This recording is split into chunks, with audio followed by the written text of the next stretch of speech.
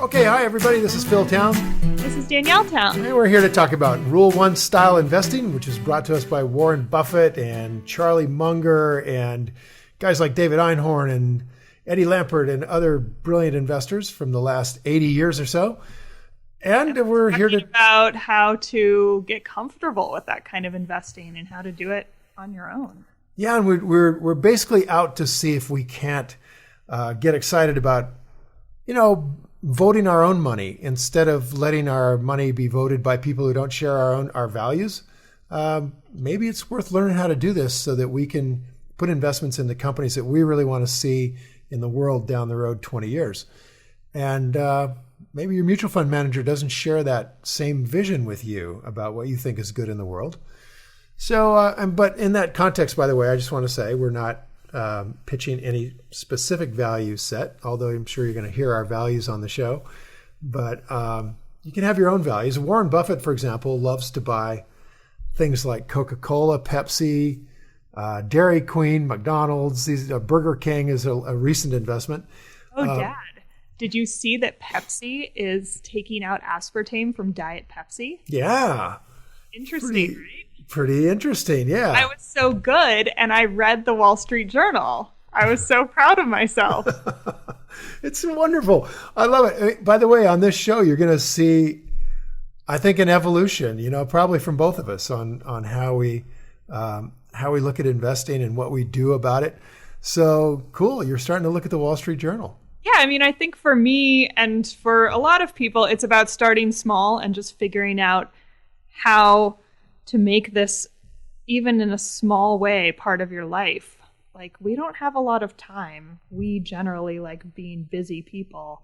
We don't have a lot of time to spend all day studying something. And I think just starting out with kind of that general knowledge, starting out with some of that news information, that information about things that are interesting to us in the business world, that's a good way to start. That's the way I'm trying to start with publicly traded companies. That's a good way to start. And I think it's also really important to know that there's no rush. You don't have to zip through dozens of companies in 3 days, in order to be an investor. You just sort of start digging your canyon out.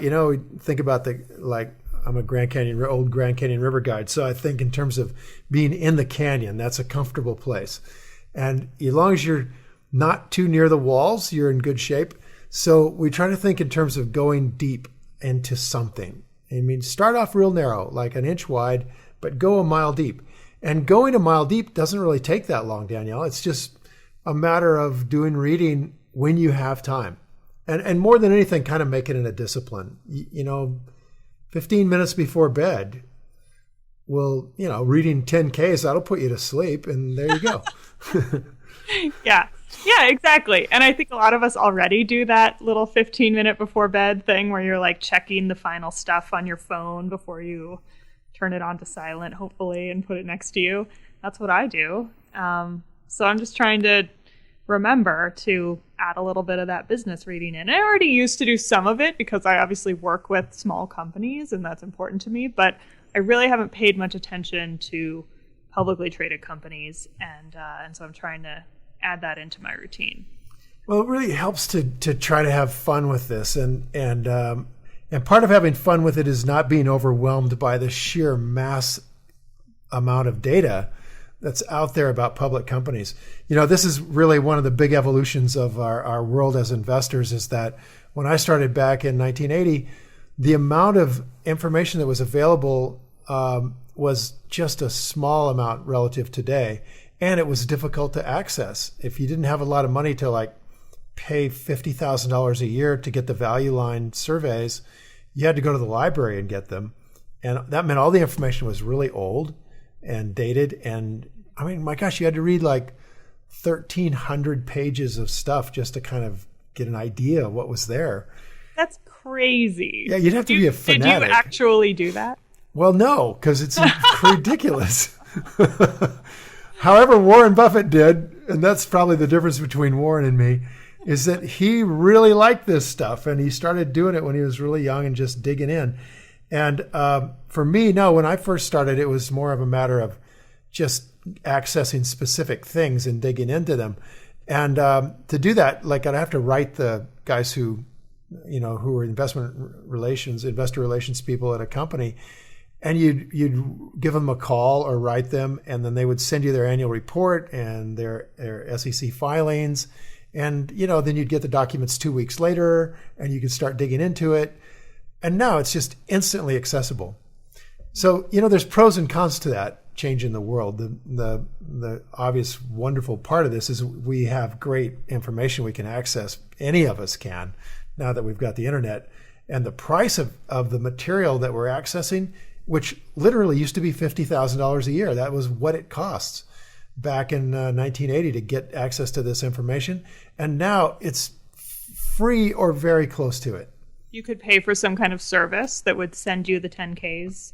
Yeah, and the $1,000 a year. Yeah, the Value Line service is famous. That's what Warren Buffett still uses to this day, I guess. And they'd send you pages like you'd get as a pilot. You take out the old page and throw it away, and you put in the new page for which new landing strips are. You'd do that for all these stocks. And think about it. They had like 1,300 or 1,400 pages of stuff on most of the stocks that were publicly traded, big enough to bother with. But it's not remotely the kind of data we have now. So the advantage was you didn't have to look at too much stuff, and the disadvantage was hard to get and slow to access. And today the advantage is it's hugely easy to get, massively easy to get, and very inexpensive. And the problem with that is there's too much of it.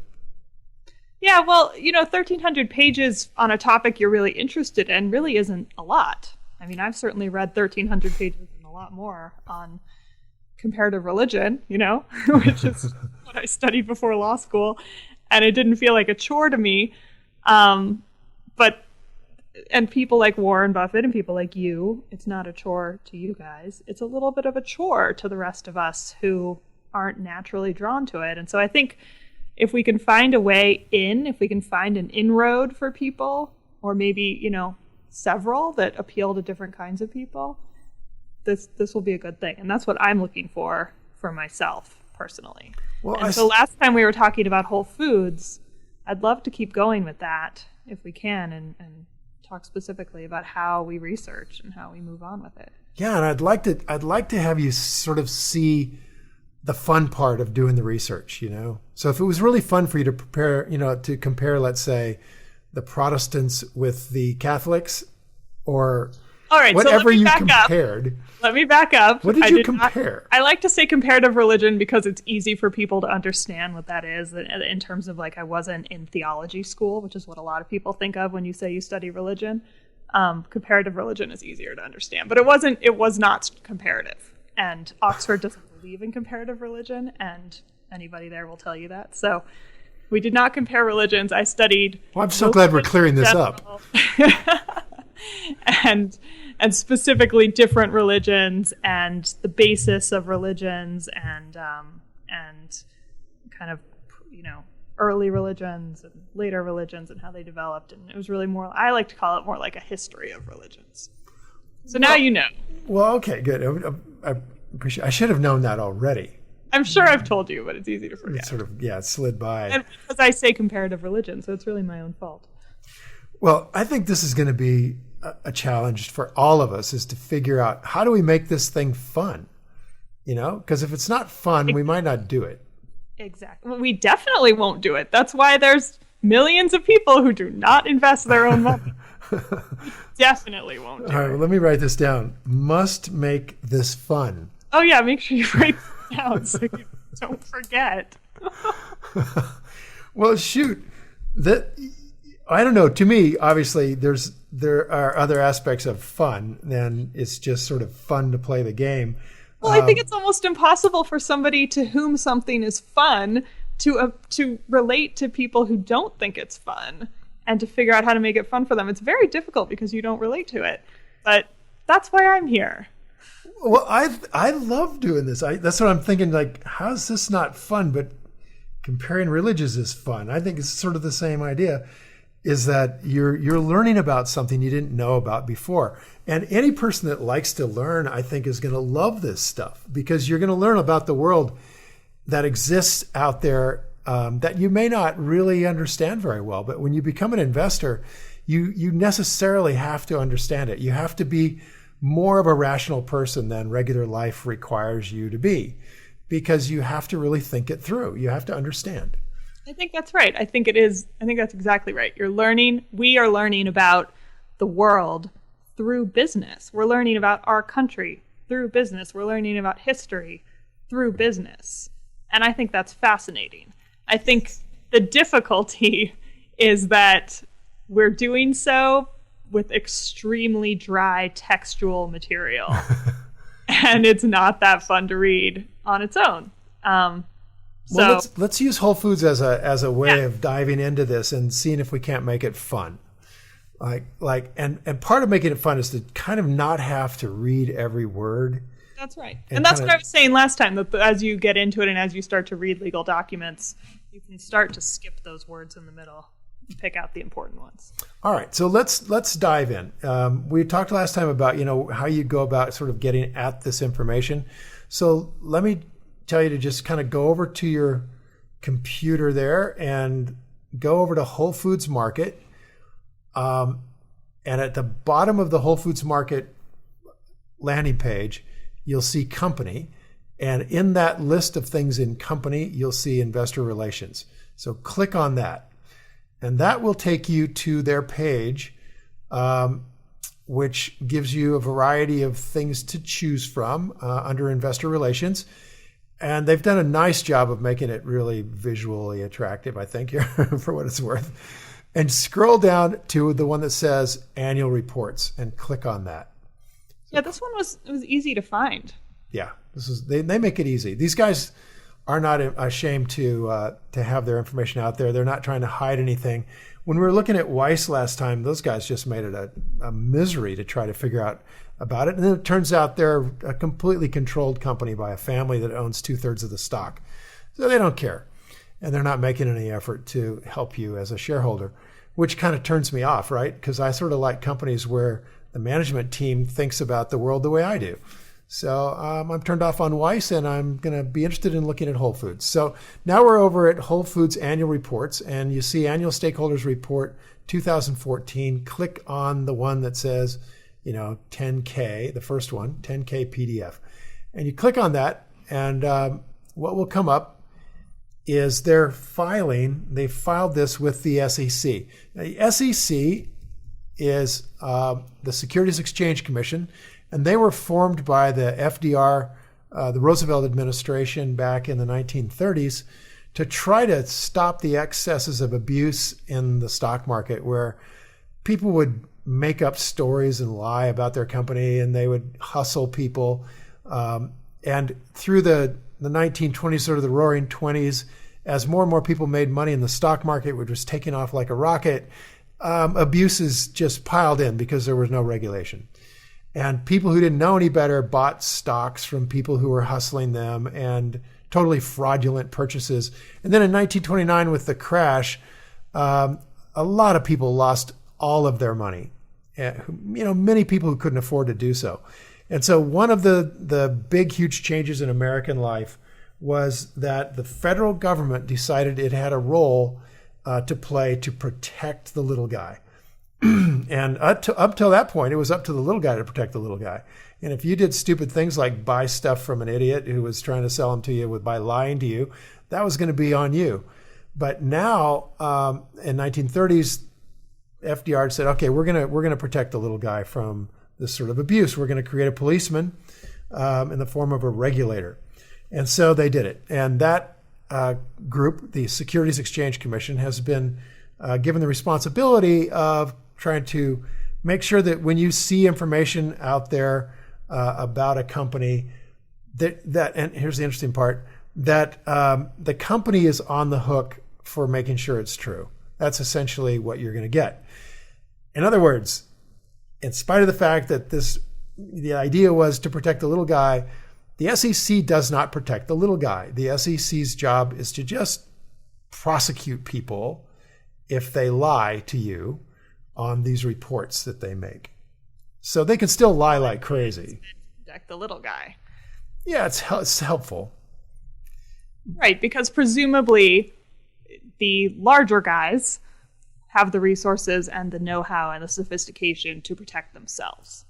It's the little guy who is not sitting in Wall Street in New York who doesn't have that information. Right. And that was particularly true back in the 1930s. Substantially less true today. Today, pretty much little guys have all the information that the big guys have, which is pretty cool. And we get it at the same time, which is really cool, so that there's no real advantage to being a big guy anymore. And actually, Warren Buffett's made the point that it's getting harder and harder to be a big guy, that it's really loaded with disadvantages now.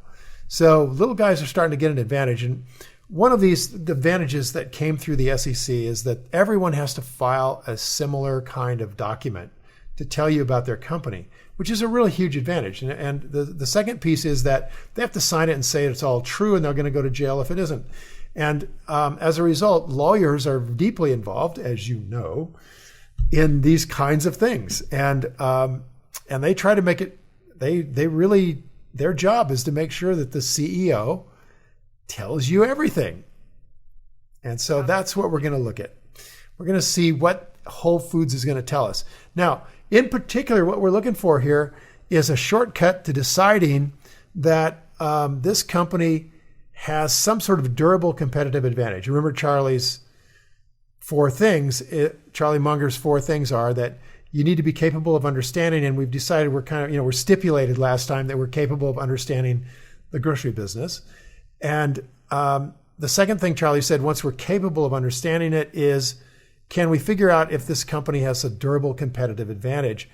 And if so, what is it? And third, the management team should be talented and honest and have integrity. And fourth, this thing should be a fair price. So those are the 4 critical things. Now, we've already stipulated the first one. We're capable of understanding the grocery business. We go to grocery stores, we buy stuff. We've read a little bit about Weiss, and it seemed, we can figure something out about this. So we're moving on now to Whole Foods and try to figure out what's their durable competitive advantage. Do they even have one? So let's start with just going into the 10K here. And I'm going to show you how a company tells you what their competitive advantage looks like. Before we go straight to Whole Foods, would you mind just listing the competitive advantages one more time? I know we talked about them when we were going through Charlie's 4 principles. Sure. Let's go through them. We think that there's basically 5 major competitive advantages that, and there's obviously more. This is a gross generalization to say there's only 5, but most of the companies will fall into one of these 5 or more. The first and real big advantage companies have is a brand. This means that they control some mind share. They have you thinking about them in terms of their product rather than the industry generic. Coca-Cola, I'm going to go buy Cokes, or I'm going to go buy Pepsi. I'm going to send somebody to the store and pick up Cokes. I'm not going to send them to pick up colas. So there's a brand there. I want to identify a brand. You know what you're going to get when you buy that particular product or from that store. Exactly. You're going there because you're going to get a certain thing. Like McDonald's is a classic case of a company that started to have a problem with its brand back in the turn of about 2003. The idea of McDonald's is you go there, it's a simple little menu, and you get a real clean restaurant, real clean bathrooms, real fast service, and that's so much, and really the same exact food wherever you go. That's so much part of the McDonald's brands and so branding is about getting the same thing. And in 2003, what happened is McDonald's restaurants started to be not so clean, and the service not so fast. And man alive, it started to go downhill in a hurry, because if you don't get what you expect, you stop going to the brand. Yeah, pretty quickly. All right. Second thing is, and by the way, a brand moat takes a long time to build. But once you've built it, because it takes a long time to build, it's very hard for somebody else to come out and take it away from you. You can throw it away fast, like McDonald's was doing. But it's very hard for, say, Jack in the Box to just start up a company and just take over from McDonald's if McDonald's continues to support its brand. Very difficult to compete with them. All right, the second big one is a switching moat. And this is a moat similar to what Microsoft has and IBM has and Oracle. These are all companies where once you've invited them in, as part of your business, you use their products, they get in so deep into what you're doing that it's really painful to think about switching over to a different company. So like I'm all on Apple. I've got Apple. I'm looking at 2 screens here. I've got a notebook computer. I've got my phone is an iPhone. So it would be a pain for me to switch over to an Android system. So it's worth sticking with something, even if maybe it's not quite as good as a competitor, just because switching is so painful and probably expensive. Yep. And whereas Apple's brand is also a big secrets moat, they do marvelous things with their stuff, which we'll come to. Microsoft is an example of a company that almost never innovates. They're always second. I'm sure they would hate to hear you say that. But I think Bill Gates did it on purpose. What's that? They just copy everybody else? Yeah, they copy the good stuff. And the reason that they can do Except for the Zune. Well, they make lots of mistakes. And it's quite funny. Especially when they try to innovate, they really come up with some messes. But in general, what they do is they see a strong market and then they start to leverage the fact that they've got a big switching moat. So once you've decided you're all Microsoft stuff, all those computers, those Microsoft NT systems, your whole network, it's very difficult to get them out of there, all your software. So they have a great moat and they can continue to bring in new products into that switching moat, and that company will buy them because they're already there. Yep, IBM same way, Oracle same way. Secrets moat is the third one. That's a sort of 3M. We figured out how we make this sticky stuff not stick to your paper, so you can get little yellow sticky pads and all kinds of adhesives that 3M works with. Coca-Cola has a secrets moat that it developed for trade secrets. So, and the pharmaceuticals do a lot of patenting of drugs, and those are moats that protect them from competition for the life of the patent. So secrets moat is a real strong one. The fourth one is almost a pure monopoly called a toll bridge. This moat means that you can't get this thing any other way. So, for example, utility companies that are public, like Laclede Gas in St. Louis, they have monopoly on all the natural gas power supply to all of St. Louis. And then Laclede went out and acquired Kansas City's gas, and then they acquired Birmingham, Alabama's gas, and just on and on like this. They've developed this huge moat of being the only thing in town if you want gas. PG&E in California is the only way you can get solar or get power unless you want to put solar panels on your roof. So typically a toll bridge moat is just the best moat that there is. Burlington Northern, for example, is one of only 2 railroads that'll take coal out of Wyoming and take stuff from Seaport to Chicago.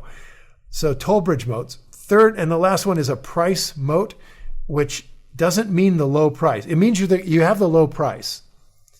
But what it really means is you have the low price because you're the low-cost producer of that product or the low-cost distributor of that product. So, for example, Walmart famously could sell you a hammer cheaper than your local hardware store in a small town in the Midwest could buy the hammer from its suppliers. So it could, in other words, this guy's wholesale price at the little hardware store was higher than Walmart's retail price. And that's why those little hardware stores all went out of business. Same thing happened with the local corner pharmacy.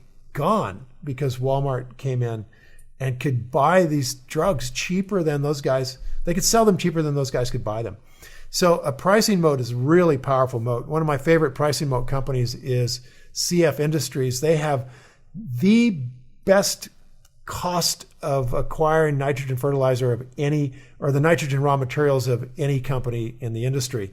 And so as prices for fertilizer go down, these guys are ultimately the last man standing because they're the last guy who's making money with lower and lower prices. So pricing it's kind of a moat about sourcing. Yeah, moat about sourcing, or how cheaply can you make this thing? Mm-hmm. So Costco Bed Bath & Beyond, Walmart are all sort of pricing moats. Target was kind of a pricing moat, and then it realized it's really going to have trouble competing on the low end. And they sort of went middle end with branding. Yeah, they went with brand. Yeah, exactly. They could not hang in there at those low prices. So they give you good quality, better quality at a price. So those are the big five that we look at. And so if we're looking at Whole Foods now, we want to kind of see, all right, are any of these things happening here? Do we see any of these moats? So that's what we're looking for. Okay. Well, I would say that there's brand. You know that it's going to be the same quality, same kind of look, same kind of store, same kind of people working in the store at any Whole Foods you go to around the country. That's what I expect. Yep. And that's what I've found. It's also roughly the same products in every store. They also do a whole local product thing, but generally, like, they have their Whole Foods products and they have all the same, like makeup and face and all those kinds of supplements products. Those are all the same in every store. I know that if I, am taking my fish oil, I can go to a Whole Foods anywhere and go find my fish oil. Yeah, I was used to Whole Foods in California. Whole Foods over by where Elena is and Hillcrest and up in the Bay Area and so on. And man, I got out here and we're way south of Atlanta on a farm, and I started really wanting to go to a Whole Foods, just aching to go up there and get some. You're addicted. I was addicted, yeah. And this is very much a brand kind of a thing. There's not being met by the local grocery stores. No, and I was really trying, down here to get it done. So I drove an hour and a half. That's crazy. Up to the Whole Foods store, and I was so disappointed. I mean, the whole idea of a brand is that exactly what you said. You get what you got. That's what you want. And so, the Whole Foods brand is largely, to me, around their produce section. That's where they really cranked it up and made a much more appealing, like vegetables and fruit section than what you'd see in a normal grocery store. And so when I went to the Whole Foods up there in Atlanta, it was like, oh my gosh, this is just a normal grocery store. This place looks like a Publix. Tell me what that means. How did it look like a Publix? They had the same stuff. Publix has the same stuff that Whole Foods had. I mean, obviously, every grocery store has oranges and apples and cherries and zucchinis. So you mean the quality? The quality was just as bad as a Publix. and the brands were the same. Like the same brand of like Driscoll's strawberries. And I mean, they didn't have anything special. That's what the shock was. It was like, wow, I've just walked into not a special place and I drove 90 minutes to get here. So guess what? I'm not driving back. Right? And it was a shocker to me. And I actually was so surprised. I asked to speak to the produce manager. Of course you did. Of course I did. Just imagine. And the produce manager also did not meet my high standards for who's running the section at Whole Foods. I mean, I've found it over and over. Whole Foods people who are running their section are really well informed. Absolutely. And they're really good passionate about what they're doing. Exactly. They're good at customer service. They know how to convey that passion. This guy didn't make it. He just did not make it in that regard. So interesting and surprising. So, well, does that say something about the Atlanta store in particular? Say something about the company as a whole? Is it both? Well, it's a really, really important question for anybody who's thinking about investing in Whole Foods. And since I was a Whole Foods shareholder at the time and had bought into it with certain expectations, I was so surprised. I went back and liquidated. Oh my gosh. Yeah. I mean, part of it was I'd made a profit on the position, and it was a bit of a speculative buy-in that I sort of manufactured. I sort of manufactured my margin of safety by using some options and stuff. But I just went, dang, this is immediately not meeting my expectations. And I have high expectations because I've been around Whole Foods for a lot of years, but in a different place. And now on the other side of the coin, while I was talking to the produce manager, the manager of the bakery department came zipping over there because I think they knew they had a weakness there. In the produce section. Yeah. And she came running over and took over the interview. Oh, really? That's telling. Yeah. That's telling. Yeah. Because if the produce manager was on his or her game, no other manager would come and usurp that kind of conversation. No. Not in any Whole Foods I've ever been in. Yeah. Which includes, 2 big ones in New York and several in California. So here we're dealing with something that's a little off. And what she told me was we're just having a really tough time sourcing the fruit and vegetables the way we would in California or New York. And I'm not sure what the problem was. I didn't, we didn't spend all day at it. But there was definitely a problem. And they understood that. And so I didn't, here in answer to your question, I don't know whether it's a problem that is facing the entire company as they expand, right? So they've been... They are expanding a lot. I noticed that. Yeah. It's hard to keep up with that sometimes. Yeah, I mean, you look at companies that expand that have a huge customer service component, a lot of really passionate people, and you have to recognize that if they're expanding too fast, they're not going to have enough great people. Yeah. And maybe that's what's happening. Anyway, that's what I thought about it. And I came home and said, I'm getting out of this until I really understand this business better. Have you been back to that Whole Foods since then? No. I'm very curious. No way am I driving 90 minutes to go up there to a Publix. But it's almost your responsibility to see if it's gotten better. How long ago was that? It's like 6 months ago. So that's enough time for them to make a fix. Yeah, okay. Fair enough. All right, I'm going to go back. Interested. All right, I'll go back and I'll report back to you. Okay, good. I like it. All right, cool. Yeah, I'm glad we're talking about these sort of anecdotal experiences because it's probably not an isolated experience. Probably other people are having the same experiences. And if your moat is a brand moat, that really matters. Yes, it's a massively important thing. As opposed to like a switching moat in which they probably don't care too much if a few people are unhappy. It's like, oh, we're sorry you're unhappy, but you can't get rid of us anyway. Good luck with that. Exactly. Well, let's dive into the document here real quick and see. So we're going to go onto the Whole Foods Investor Relations into the annual reports and click on the 10K under the 2014 annual report. And now you're faced with this document that is created for the SEC. And just scroll on down and you'll see that you get down a couple pages, you'll get into the table of contents and it says business, item 1. Now, here's the cool thing. The SEC has standardized all of these things. So they all have the same numbering system. So item 1 is all 10Ks is a business, is the business operation. So let's go down to page 1, just scroll down and you'll see it says part 1, item 1, business on page 1. Now, what we're going to do for fun here is we're going to scan down and see if we can find where Whole Foods is going to tell us what their durable competitive advantage is.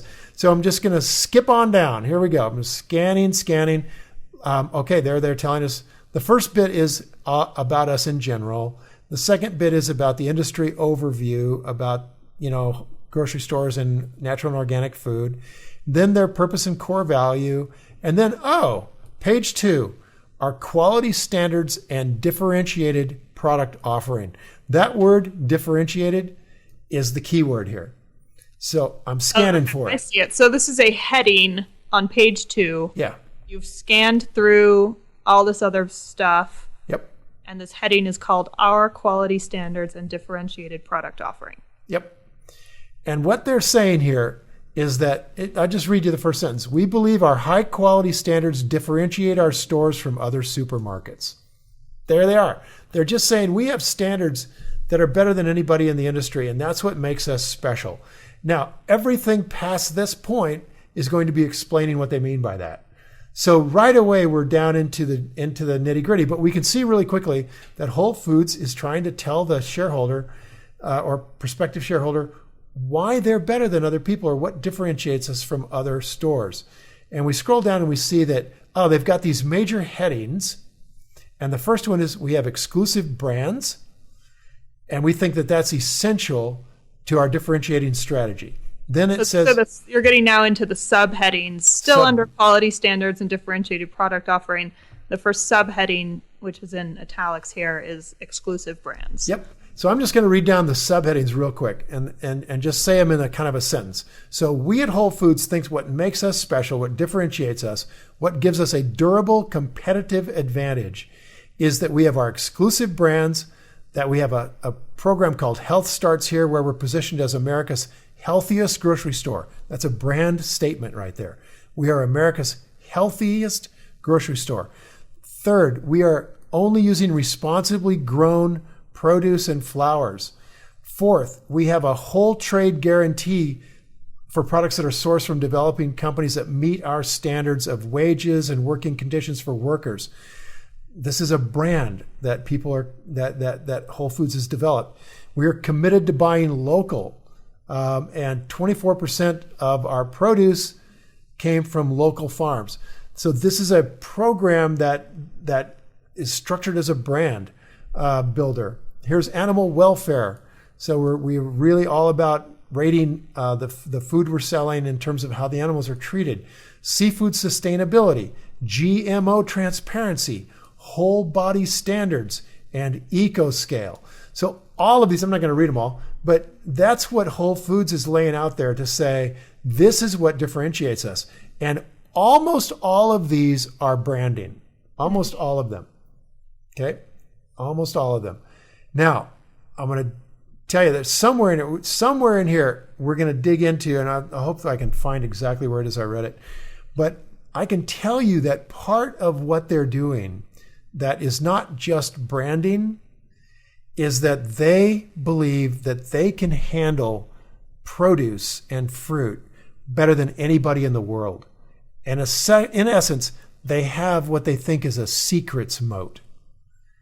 That based on trade secrets, they can have tremendous amount of vegetable and fruit SKUs and still not be throwing food away like crazy. So this is actually very hard for other stores to do. And when you go into other grocery stores that compete with Whole Foods, you'll see inevitably that their produce and fruit section are much, much smaller. And that's why I was so shocked at that Atlanta Whole Foods. It was not up to speed, right? Because that's explicitly one of their competitive advantages. It's explicitly a competitive advantage. Now, I don't know if they at it in that store. Yeah, and I don't know if they stopped writing about it. I honestly read it so many years ago, I can't remember exactly where I read it. But I mean, there's so many elements to making this thing work that I've read about and understand that you have to kind of dig out of their 10K. But for starters, we just start to have fun with this by looking at a company's 10K and trying to find where do they tell us what's unique about them. Because if they don't, well, that's a pretty good sign that either they don't know what they're doing, which is bad, or they don't have a distinctive advantage in the marketplace. You know? So for example, when we read about Weiss, all we're reading about is they've got a loyalty program. That's it, dude? Really? That's what makes you a thrilling and exciting thing to be invested in? So not too much, so I'm not that interested. Whereas Whole Foods, as they dive into this, they start to unfold this onion of things that they do. And you start to realize, wow, if I had $18 billion to go compete with Whole Foods, which is its current market cap, I don't know if I could do it. Well, there probably comes a point with Whole Foods where it's so big and it has so many exclusive partners and sourcing that it would be very difficult, if not impossible, to have the same quality of products. Because where are you going to get them? If Whole Foods is already under contract and they have an exclusive contract with, I don't know, Snake River Farms, which is a great meat producer, it can be very difficult to compete. Yeah, exactly. You're going to have a lot of trouble sourcing out to the kinds of places that these guys have developed. And they're working hard. You can see that the company works hard on that strategy that makes it very difficult, if you believe in these things, to switch over to somebody else. So there's kind of a switching mode as well. Not literally as nasty as it would be to switch off of Apple over to Microsoft, but certainly in terms of your own value set, you're going to make a lot fewer companies you could switch over to because of these very specific things that they do to build their brand. So, well, interestingly, I think small grocery stores can compete with Whole Foods in a way that a supermarket can't. And they, I noticed, use the word supermarket in what they do, in their description of what they do. There are several independent natural foods grocery stores here in Boulder that compete very well with Whole Foods. And they have excellent sourcing.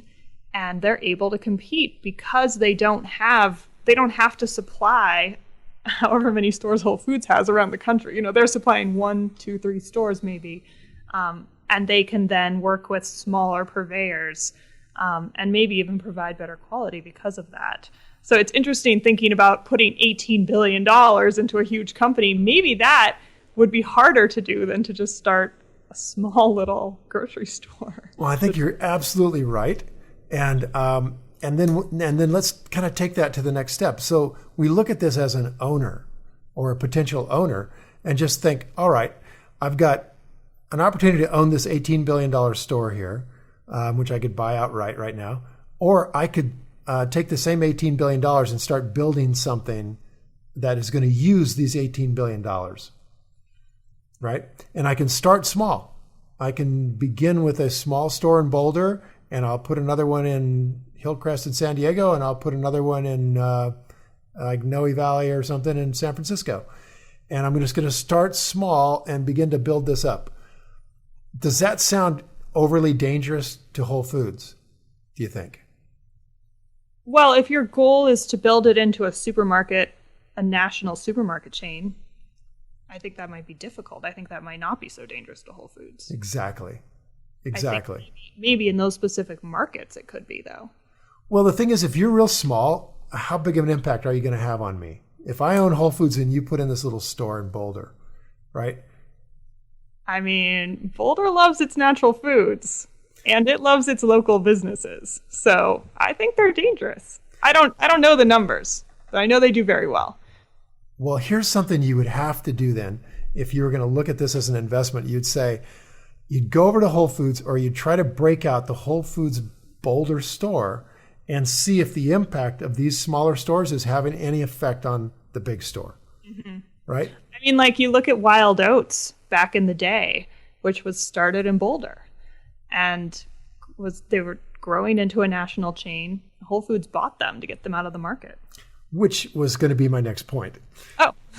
So as you build up your competitive store, you may be taking a bit of market share away from my big old huge store. But at some point, if you become a significant competitive threat, I can buy you. I can buy you out because I am so large. And that is exactly what you said is right. Whole Foods bought out Wild Oats. It actually went into there was a hearing at the federal government level that went on for about a year about whether or not this was going to make Whole Foods a monopoly, which tells you how crazy the federal government can get when you've got all of these other little stores starting up all over the place who are, oriented toward the same market, and they're afraid of Whole Foods becoming a monopoly. So I think it's just really an important thing to understand as an investor how powerful it is to be big because of what you can do with the cash flow that you have coming in if you have a lot of cash flow coming in. Which, by the way, takes me to the next thing I think we ought to show is that next time around, let's do Whole Foods again, but this time I want to show you how you would know that the company probably has a moat. How would you know it probably has one? How you would suspect that it probably has a moat by looking at just a few key numbers that we call the big four growth rates and a couple other numbers about return on investment, that by looking at just a handful of numbers here, we can get a pretty good idea about whether this moat exists or not. So let's start there next time. That sounds great. Okay. I didn't know that you could tell that there was a moat through numbers. Yeah. So sweet. Would that even be a better place to start instead of reading the text in a 10K? It's actually usually where we start. Oh, interesting. Yep. I just like to come right to the numbers and see. So first you get an idea, it's an interesting company. I liked it. I went in and shopped there. Now immediately to the numbers and see if these like 6 numbers are the way they should be. And if they are, it says some kind of moat exists. And then our job is, oh, okay, they've got a moat. Now we've just got to figure out if it's durable. Okay. Cool. All right, that sounds Let's do that next time. All right, everybody, thanks so much. Until then, time to go play. See ya. Hey, you guys, thanks for listening to InvestED, the Rule Number One podcast. If you like us, please subscribe, please, and leave a review for us on iTunes. By the way, you can get our notes and links for this podcast and post comments about this show and also get more information about how to invest on your own by going to investedpodcast.com. By the way, everything, this is important, everything discussed on this show is either my opinion or Danielle's opinion, and it isn't to be taken as investment advice because I am not your investment advisor, nor have I considered your personal situation as your fiduciary. This podcast is for entertainment and education only. I gotta tell you, I really hope you enjoyed it, and I know Danielle does too, so until next week, it's time to go play. See ya.